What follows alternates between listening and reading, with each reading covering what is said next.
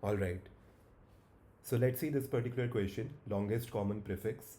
So in this question, we are given an input array of strings, right? And what we need to do is we need to find the longest common prefix among all these strings in this input array, right? So for example, in this particular test case, if you see my input array is this, right? Which has 3 different strings. And if you see over here, the common prefix, the longest common prefix among all these strings is FL, right? FL is the prefix which is common in all of these strings, right? And so my output will be FL over here, right? So that's what I need to do in this particular question. I just need to write a function to find the longest common prefix among all these strings in my given input array, right? And if there is no common prefix at all, right, then I can just return an empty string as the output, right? So that's entirely what I need to do. That's the problem statement. Now maybe you can just pause this video and try to think of a solution. And once you're done, you can just come back and check the solution.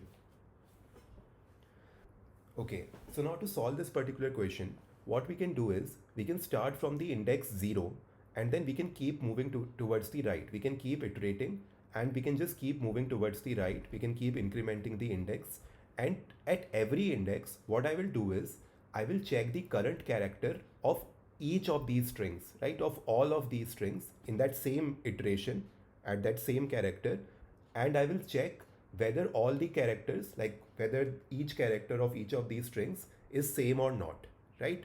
So what I'm trying to say is, for example, when I'm at index 0, right, when I'm starting with index 0, at index 0, my first string will have the character F, right? Second string will also have the character F, and third string will also have the character F, right? And so I will just increment my index value and I will go to the next index, right? That is index equal to 1, right? Now I will again check the current character of each of these strings at index 1, right? So now the current character at index 1 for string 1 would be L, for string 2 would be L again, and for string 3 also it would be L, right? So now if again I got all the characters as same, so now I will just simply move to the next index, and now I will be at index equal to 2, right? Now at index equal to 2, the first string character would be O, the second string character would be O again, and the third string character would be I, right? And this is where I will break, right? Because now I have got a different character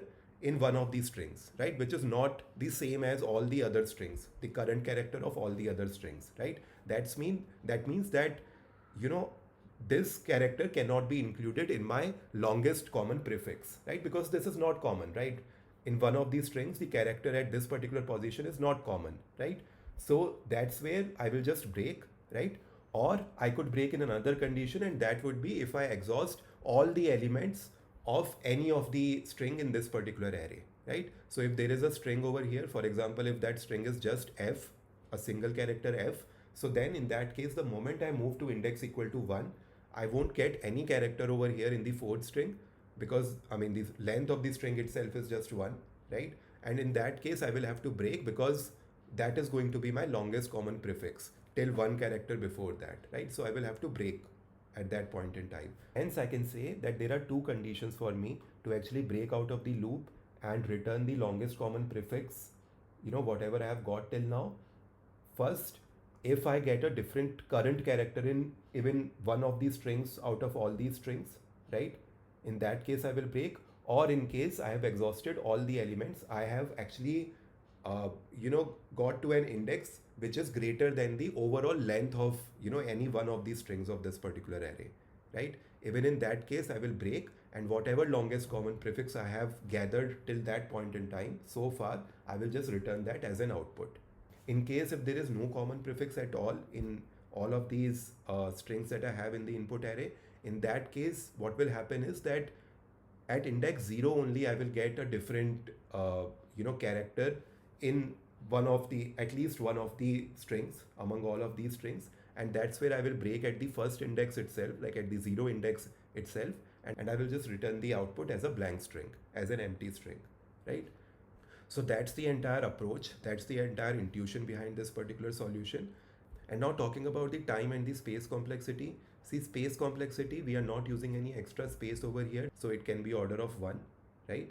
And see, talking about the time complexity, what I'm doing over here is that I'm actually iterating over all these strings of this particular input array, and for each of these string I'm going over all the characters of each of these string, right? So for example, in the worst case, if all of these strings are of equal length, say m, so in that case what will happen is that I will go through, all of these strings one by one. For example, there are n strings over here and m characters as we mentioned, then my time complexity will become n cross m or m cross n, right? But in the best case, for example, if all of these strings are not of equal length and one of these strings is really short, right? So in that case, what will happen is that I will just break out of the loop the moment I exhaust all the elements of this shortest string. So in that case, my time complexity in the best case scenario would become order of n into length of the shortest string, right? So that would be the best case scenario, right? But in the worst case scenario, it would be order of m cross n, right? So that is going to be my time complexity, right? So that's the solution entirely. Now let's jump to our IDE and code this particular solution. All right, so now let's code the solution that we just discussed, right? So first of all, let me just declare a function and call it as longest common prefix, right? Something like this.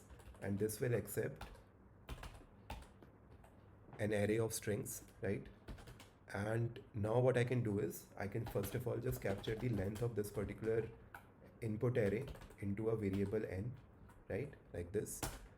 And now see, what I can do is essentially I can first check for a corner case that if my first string itself, for example, that is strs of 0, if my length of this itself is equal to 0, then I can just return a blank or an empty string, right? Because I mean, if there is no character in the first string itself, then my longest common prefix will also be an empty string, right? So that's what I'm doing. And in case like any other string, if it is empty, then that will be handled in our code that we are now going to write, right? So you will just see that.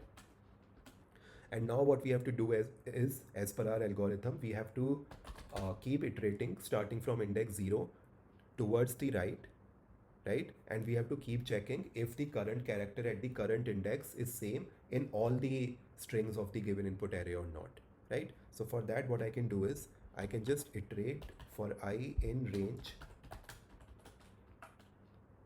length of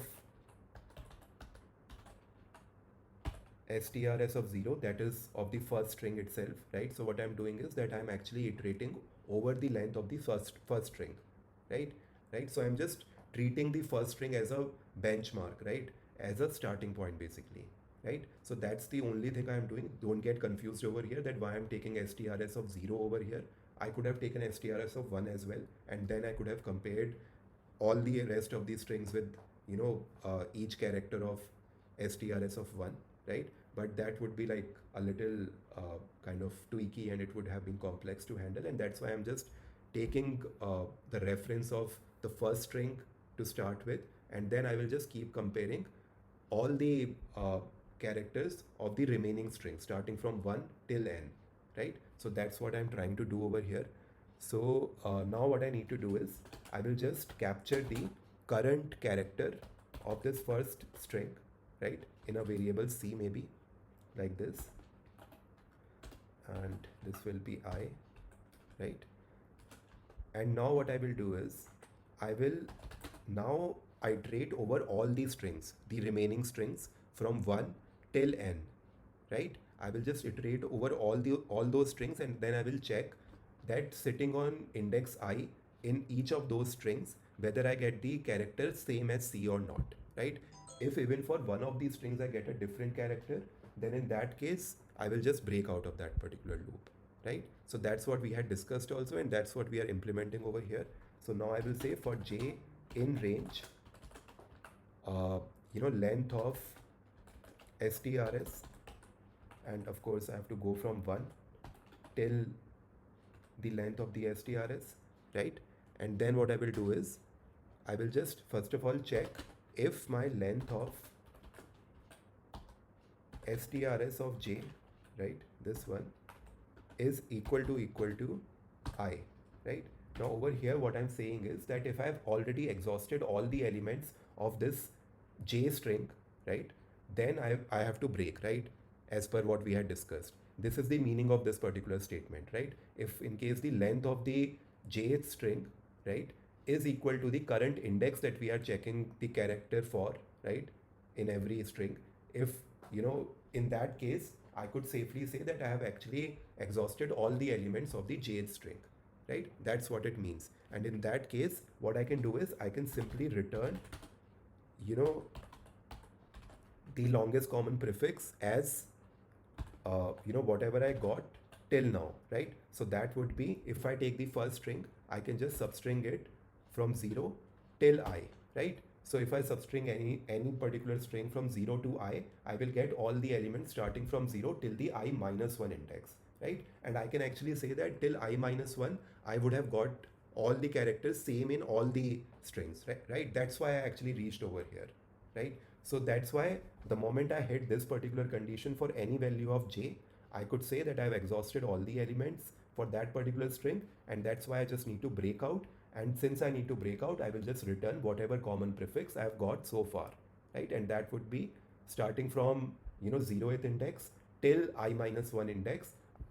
I will substring this in my first string, right? So just to tell you so that you don't get confused, that I could have also substring any other string, right? I could have substring strs of 1, strs of 2, anything, right? I could have done that because see, till now I have got all the characters as common, so it doesn't matter which string really I am substringing, right?